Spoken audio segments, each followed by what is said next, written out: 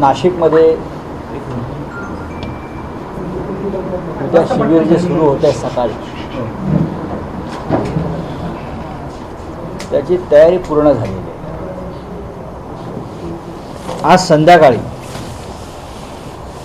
नाशिक शहरातून आपली एक बाईक रॅली निघते. बरोबर ना? पोस्ट विलास आज संध्याकाळी आपण शिवसेनेची एक वातावरण निर्मिती पूर्वतयारी, साधारण एक महत्त्वाच्या रस्त्यावरून एक बाईक रॅली निघेल, मशाली, भगवे झेंडे, आणि उद्या सकाळी 9:30 वाजता शिबिराला सुरुवात. आदित्य ठाकरे आज रात्रीच येत आहेत आणि माननीय उद्धव ठाकरे उद्या दुपारपर्यंत पोहोचतील. बाकी सगळे आज संध्याकाळपासून जे आमचे प्रमुख वक्ते, पक्षाचे प्रमुख पदाधिकारी आज संध्याकाळी यायला सुरुवात होईल. व माझं आपल्या सगळ्यांना आमंत्रण आहे. आपल्या सहकार्याशिवाय शिबिरातले आमचे महनीय विचार हे महाराष्ट्रात पोचणार नाही. बोला. आम्ही एक प्रयोग करतो नेहमी की आज बाळासाहेब जर आपल्यामध्ये हयात असते तर त्यांनी एखाद्या विषयावरती काय भाष्य केलं असतं. आम्ही हा प्रयोग मुंबईतल्या शिबिरात केला आणि तो फार लोकांपर्यंत अपील झाला. नाशिकलाही हा प्रयोग करण्याचं आमचं काम चालू आहे. त्याच्यावर की त्याला तांत्रिक फार बाबी असतात. AI वगैरे असं म्हणत नाही मी. AI फार पुढली गोष्ट आहे आणि AIचा कृत्रिमपणा लोकांना लगेच कळतो. तर पाहू उद्या किती त्याला आम्ही यशस्वी होतोय ते. साहेब, बीड सायबर पोलीसमधले निलंबित पोलीस उपनिरीक्षक कासले यांनी आरोप केला की मुख्यमंत्री, उपमुख्यमंत्र्यांनी गुप्त बैठक माझ्याबरोबर घेऊन वाल्मिक कराडचा एन्काउंटर करण्याचा प्लॅन आखला होता, तर त्यांनी आरोप केला. त्यांचं असंही म्हणणं आहे की त्या संदर्भातली मी पोलीस डायरीमध्ये नोंद केलेली आहे. ते जे निलंबित अधिकारी आहेत त्यांचं असंही स्टेटमेंट आहे की हे जे तुम्ही सांगताय की मला एन्काउंटर करण्याच्या सूचना होत्या, म्हणजे फेक एन्काउंटर्स त्या महाराष्ट्रात अलीकडच्या काळात किंवा देशात घडलेल्या आहेत, त्याला पुष्टी देणारं हे विधान आहे. पण याची चौकशी होणं गरजेचं आहे. आणि जर हे निलंबित अधिकारी सांगत असतील की मी अशा प्रकारची नोंद अमुक पोलीस स्टेशनच्या डायरीत केलेली आहे, तर ते अधिक गंभीर आहे. जर अशा प्रकारची नोंद पोलीस डायरीत केली असेल तर त्याच्यावरती तेव्हाच ॲक्शन का झाली नाही. म्हणजे वाल्मिक कराड असतील किंवा धनंजय मुंडे असतील, या सगळ्यांचे म्हणजे वाल्मिक कराडचं काम संपल्यावर त्याला मारायचं असं एक प्लान दिसत आहे मला. आणि ते कोण ह्याच्या मागे होते हे लोकांसमोर यायला पाहिजे. लाडक्या बहिणींचे जे 1500 रुपये ते बंद करून आता 500 रुपये देणार आहे. नमो शेतकरी निधी म्हणून जो एक नवीन कार्यक्रम आहे त्या अंतर्गत फक्त 500 रुपये दिले जाणार आहेत. 8 लाख महिलांना अशा पद्धतीने हे पैसे दिले जाणार आहेत. त्याच्यावरती आता लाडक्या बहिणींनीच प्रश्न विचारले पाहिजेत. ज्या लाडक्या बहिणींकडून 1500 रुपयांच्या बदल्यात मतं विकत घेतली तर त्या मतांची किंमत आता 500 वरती आलेली आहे. उद्या ती 0 वरती येईल. या राज्याची आर्थिक परिस्थिती अत्यंत गंभीर आहे. कर्मचाऱ्यांचे पगार द्यायलाही पैसे नाहीत. देवेंद्र फडणवीस यांनी किती मोठ्या वल्गना कराव्यात, आवाणावा, पण हे राज्य चालवणं आर्थिकदृष्ट्या आता सोपं राहिलेलं नाही. याचं कारण गेल्या 3.5 वर्षामध्ये या राज्याची आर्थिक शिस्त पूर्णपणे बिघडली. पूर्णपणे बेशिस्त, आर्थिक बेशिस्त आणि आर्थिक अराजक अशा या खाईमध्ये हे राज्य सापडलेलं आहे. मिस्टर अजित पवार हे जरी बोलत नसले तरी त्यांनासुद्धा त्या चिंतेने ग्रासलेलं आहे. अमित शहा यांच्याकडे तक्रार केली. कोणी केली? एकनाथ शिंदे यांनी, की अजित पवार आमच्या फायली आणि आम्हाला निधी आमच्या फायली मंजूर करत नाहीत आणि आम्हाला निधी देत नाही. आम्हाला म्हणजे कोणा? आम्हाला निधी देत नाहीत म्हणजे कोणाला, हा प्रश्न आमच्यासारख्यांना पडतो. म्हणजे तुमचे जे 5-25 आमदार आहेत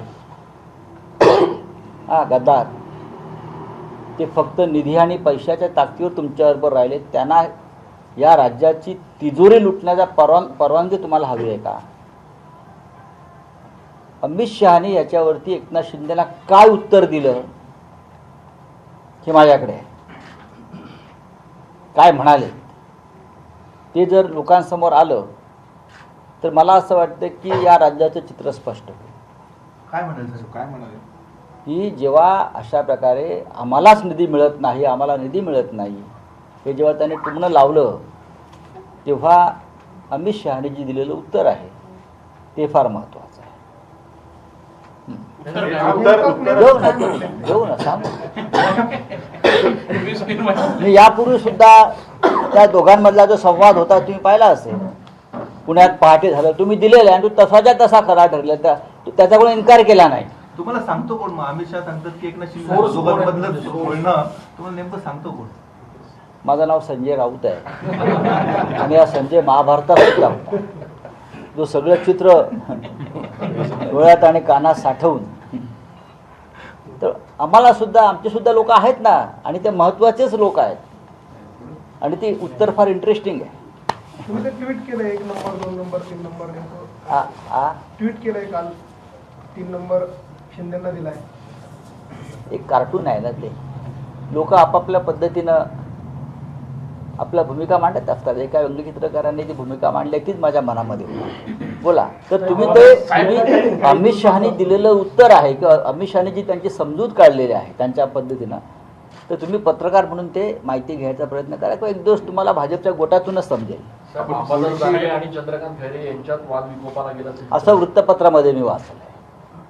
उद्या हे दोन्ही प्रमुख आमचे सहकारी नाशिकमध्ये उद्या पोहोचत आहेत आणि माननीय उद्धव साहेब सुद्धा येत आहेत. तिथेच ते कंप्लेंट करणार आहेत चंद्रकांत खैरे. नाही, मला माहीत नाही. काल माझं चंद्रकांत खैरेंशी चर्चा झाली. त्यांचं मला फोन होता नाशिकला येण्यासंदर्भात आणि त्यांनी काही गोष्टी माझ्या कानावर घातल्या आणि त्या आम्ही उद्धवजींच्या कानावर घातल्या. पण उद्या आता असं आहे की या पक्षांतर्गत काही जर गोष्टी असतील आणि ज्या वृत्तपत्रातून दिसत आहेत तर आम्ही, आमचे पक्षप्रमुख जे आहेत ते सक्षम आहेत. पण याचमुळे लोकसभेला फटका बसला होता. कालचा सामना जो त्याच्यावर चंद्रशेखर बावनकुळेंनी टीका केली तुमच्यावरती की संजय राऊतांचं किंवा सामन्यातलं सध्याचं जे ठिकाण आहे ते उद्धव ठाकरेंना राजकीय दृष्ट्या संपवण्याचा डाव आहे का? आजचा पण त्यांनी अग्रलेख वाचायला पाहिजे. त्यांनी कालचा, ते अजून ते 72 तास मागे आहेत जीवनात त्यांच्या. त्यांनी आजचा अग्रलेख वाचायला पाहिजे. खरं म्हणजे कालचा अग्रलेख तर महात्मा फुल्यांवरती होता, आपण पाहिला असेल. आता महात्मा फुल्यांविषयी बावनकुळ्यांना एवढी पीडित का असावी डोक्यात?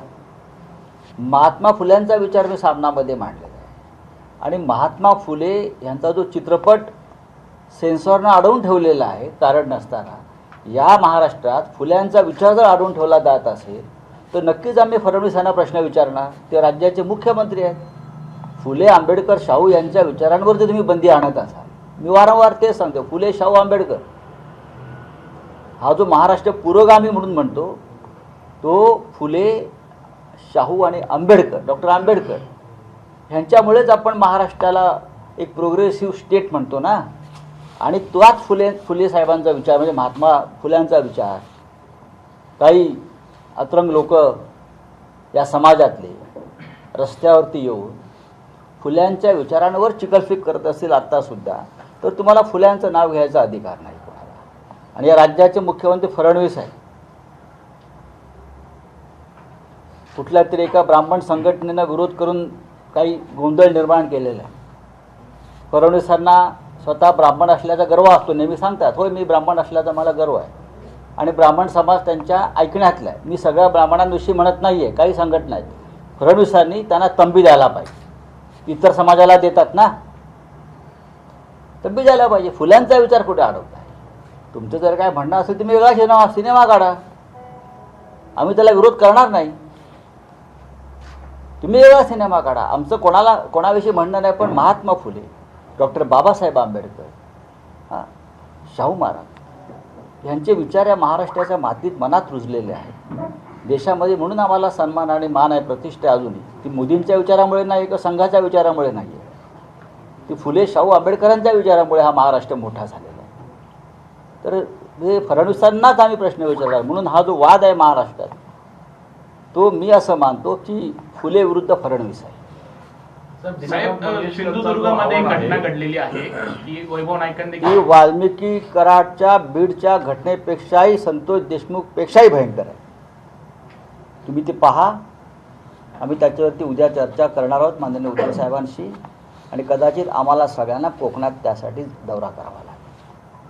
त्याच पद्धतीनं एक निर्घृण खून झालेला आहे आणि त्याच्या संदर्भात एक तासाभरात माझ्याकडे माहिती येते. सत्ताधारी आमदार आणि त्यांच्यावरती दबाव होता असं देखील वैभव नाईकांनी म्हटलं. बघा, वैभव नाईक हे तिथे 10 वर्ष आमदार होते आणि त्या सिंधुदुर्ग जिल्ह्यातला जो दहशतवाद आहे, खुनाखुनी आहे, त्या खुनाखुनीशी आणि हिंसाचाराशी वैभव नाईक सातत्यानं संघर्ष आणि लढा देत आहे. आतापर्यंत त्या जिल्ह्यामध्ये 27 खून झालेले आहेत. त्याच्यामध्ये 9 खुनी आमच्या शिवसैनिकांच्या आहेत, अत्यंत निर्घृणपणे मारलेले आहे. आणि आजही अशा प्रकारचं हत्याकांड त्या जिल्ह्यात सुरू आहे. आणि ह्यांचा आका कोण आहे याच्याविषयी वैभव नाईकांनी काही प्रश्न विचारलेले आहेत आणि त्याचं उत्तर राज्याच्या गृहमंत्र्यांनी देणं गरजेचं आहे. नागपूरमध्ये शिक्षण घोटाळा झालाय. हा, पुढे साहेब, तुम्हाला सत्तेमध्ये जायचं आहे असं चंद्रकांत पाटील. आम्हाला सत्तेमध्ये ह्यांच्याबरोबर अजिबात जायचं नाही, बरं का. हे जे कोण आहेत म्हणताय ना, चंद्रकांत दादा, तुम्ही तुमच्या खुर्च्यात टिकवा. बघा, तुम्ही कसे जिंकून आलेला आहात. ही मोदींची बहीण जी आहे तुळशीबाई, तिला विचारा. कमळाबाईंनं तुळशीबाईशी चर्चा करावी, तुळशी गाभाडशी. तिने परवा सांगितलं आहे ना मोदी कसे जिंकून आले ते. EVM हॅक करून, EVM हायजॅक करून आणि EVMच्या माध्यमातून निकाल फिरवून, जिथे EVMचं पद्धतीनं निवडणूक होते तिथे हे लोक या पद्धतीनं जिंकून आले. यांना कोणीही मतदान केलेलं नाही, चंद्रकांत पाटलांना तर अजिबात नाही. बरोबर आहे. EVM हॅक करून, हायजॅक करून आणि EVMच्या माध्यमातून निकाल फिरवून मतदार यादीत घोटाळेकृत जिंकून आलेल्या माणसांनी दुसऱ्यांकडे बोट दाखवू नये. पण तुम्ही सध्याच्या सत्ताधारी पक्षासोबत जर नाही गेलात तर महापालिकेला मुंबईत देखील तुम्हाला उमेदवार ते आमचं आम्ही पाहू ना. आमच्याकडे उमेदवार तरी आहेत, तुमच्याकडे ते तरी आहे का? तुमच्याकडे फक्त EVM आहे ना, बाकी काय आहे? तुमच्याकडे फक्त EVM आणि पैसा आहे. आणि जोपर्यंत पैसा आहे तोपर्यंत ही तुमच्या आसपासची भूतं तुमच्या भोवती नाचत राहतील. महाराष्ट्रातल्या 580 अपात्र शिक्षकांच्या भरती जे आहे ते रद्द होणार. मग याच्यावरती मी काय बोलू, आम्ही काय बोलू? शिक्षक येतील रस्त्यावर, त्यांनीच त्यांना मतदान केलं असेल असं म्हणतात ना. आम्हाला शिक्षकांनी मतदान केलं आहे, आम्हाला बहिणींनी मतदान केलं आहे, आम्हाला शेतकऱ्यांनी मतदान केलं आहे आणि त्यांचं आता गळे कापण्याचं काम सुरू आहे. चला, थँक्यू. मुंबईमध्ये आज शिवसेनेची आंदोलनं होणार आहेत, पाणी आणि रस्त्याच्या होय समस्या. होय. आणि राज्यात पाण्याचा प्रश्न गंभीर आहे. खरं म्हणजे आम्ही मुंबईमध्ये आंदोलनं विभागवार सुरू केलेली आहे आणि महापालिकेच्या कार्यालयावरती हांडे मोर्चे जाणार आहे, रिकामे हांडे. देशाच्या राजधानीमध्ये पाण्याची जी तीव्र टंचाई आहे, टँकरने पाणी द्यावं लागतं. हे मुंबईमध्ये आतापर्यंत ही वेळ कधी आली नव्हती, कारण महापालिका अस्तित्वात नाही निर्णय घ्यायला. 3.5 वर्षापासून महापालिका 14 महानगरपालिका, त्यात नाशिकसुद्धा आहे, अस्तित्वात नाहीत. का तुम्ही हे सगळे प्रश्न महापालिकेच्या माध्यमातून सोडवायचे असतात. नियोजन नाही, शिस्त नाही आणि भ्रष्ट अधिकाऱ्यांच्या हातामध्ये महापालिकांचा 14 महानगरपालिकांचा कारभार आहे आणि त्या प्रशासनाच्या माध्यमातून महानगरपालिका आणि त्या शहरांची प्रचंड लूट सुरू आहे. नागरी सुविधांच्या नावानं बोंब आहे. त्यात पाण्याचा प्रश्न आहे, नाशिकला पाण्याचा प्रश्न मोठ्या प्रमाणात. आता इथे सुद्धा मला वाटतं पाणी पुरवण्याचं ठेकेदारी म्हणजे खाजगीकरणच सुरू आहे, होणार आहे. हे काहीतरी याच्यामध्ये डाव दिसतोय.